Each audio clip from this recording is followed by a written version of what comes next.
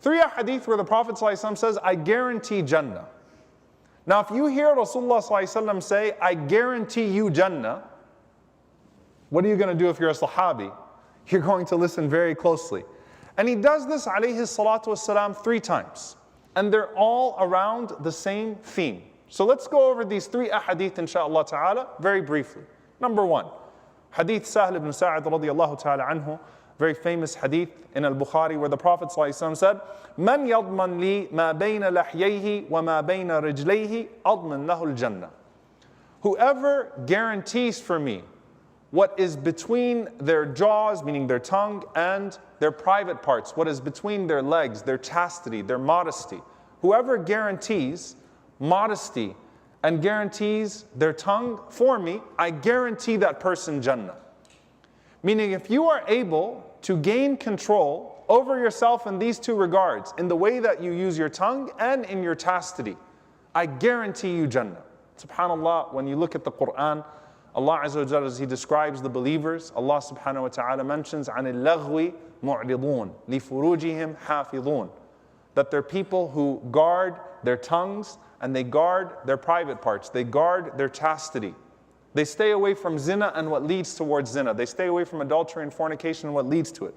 Rasulullah ﷺ said, if you figure those 2 things out for me, I will guarantee you Jannah. Now there's another hadith which all falls within this. So if you think about these 2, how do you branch out from these 2? And this hadith, I want you to try to memorize the traits, inshaAllah ta'ala. There's 6 traits that the Prophet ﷺ mentions. The first 3 of them should be very easy.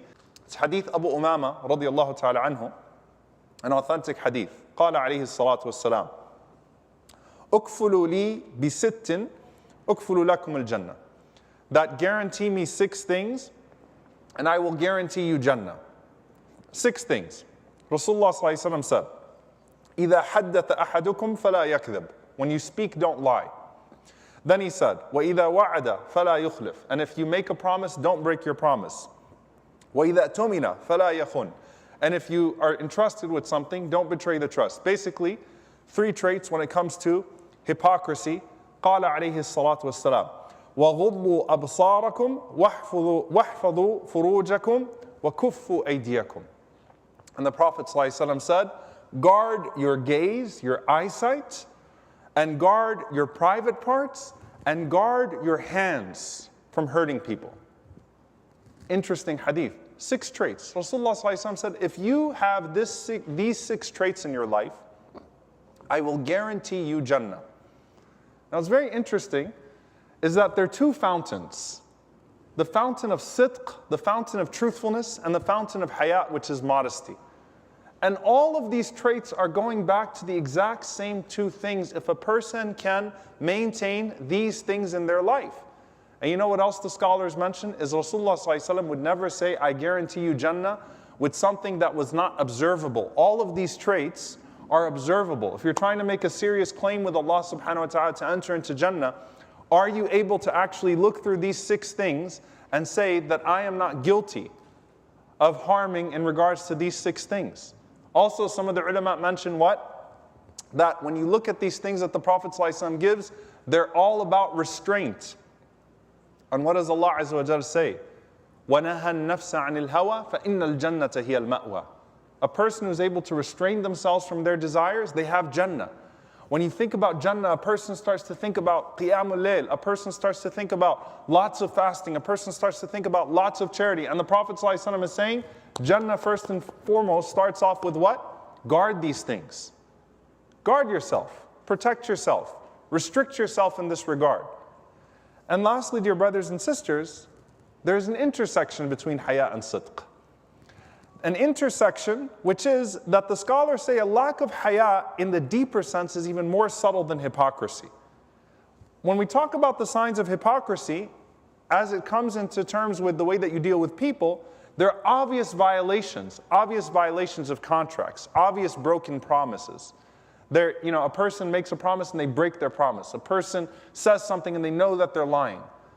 A person is given a secret and they break that secret, or they're trusted with something and they break that trust. When it comes to haya, haya really speaks to the more subtle forms of indecency. What do I mean by that? A person who is sneaky with their lying, to where you could cheat someone right in front of you and they never even knew it. You didn't really break your promise, but you kind of did. Because haya refers to a person having a sense of shame and decency that they govern themselves by, where even where they have a loophole, they don't take advantage of the loophole.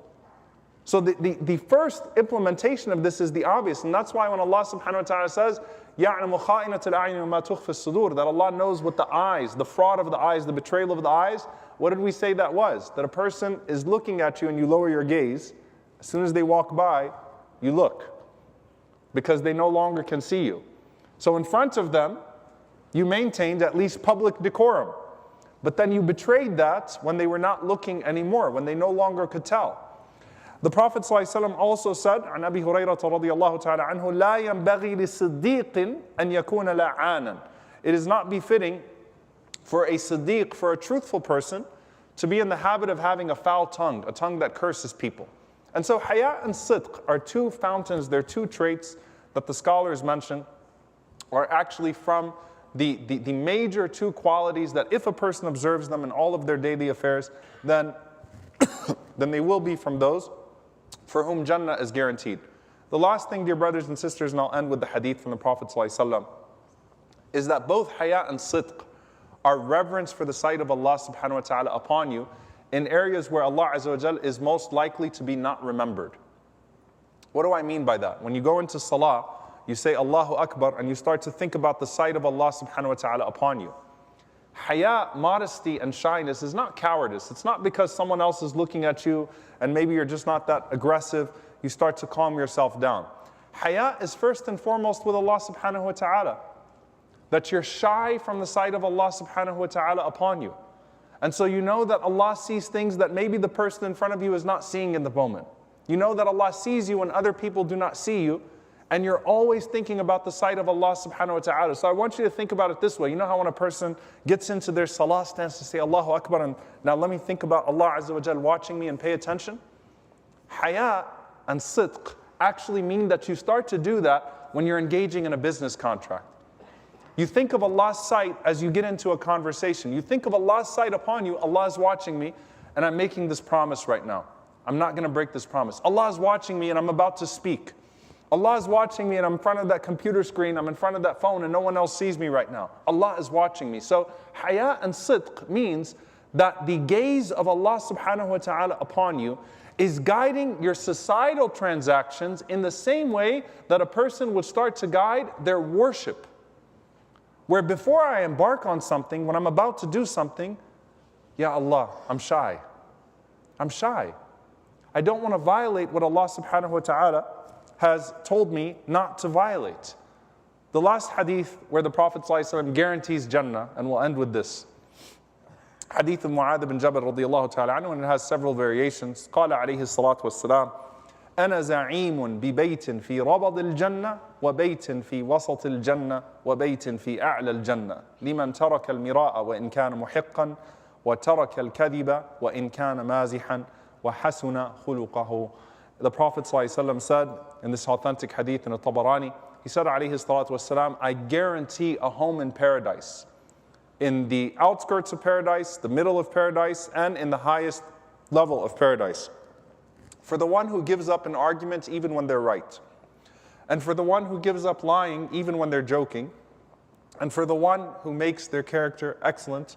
May Allah subhanahu wa ta'ala make us amongst them. Allahumma ameen. أقول قولي هذا واستغفر الله لي ولكم ولسائر المسلمين وصلى الله وسلم وبارك على نبينا محمد وعلى آله وصحبه أجمعين.